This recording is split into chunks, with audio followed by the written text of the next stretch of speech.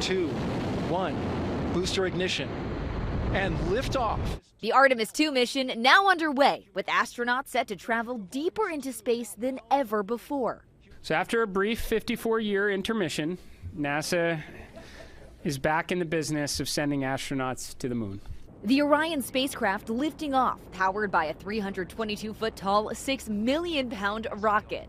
NASA resolved a brief communications issue shortly after liftoff and says the 4-person crew is safe, secure, and in great spirits.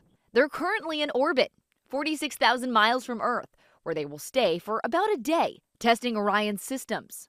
If everything checks out, they'll begin their journey to the moon. The crew will then conduct a lunar flyby before slingshotting back with an eventual ocean splashdown here at home. It's the first time Americans have traveled to the moon since 1972. Crowds gathered near Kennedy Space Center to witness history. Here we are, going back, Yeah.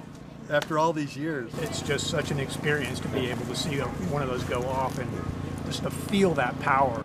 Watch parties were held across the country, this one in Pennsylvania. So we are going to celebrate a new milestone for everybody, not only for USA, for the whole planet, for the whole humanity. Even astronauts on the International Space Station tuned in. Godspeed, Artemis II! Before launch, in a nod to tradition and a bit of superstition, the astronauts played cards until everyone lost a hand, leaving the bad luck behind.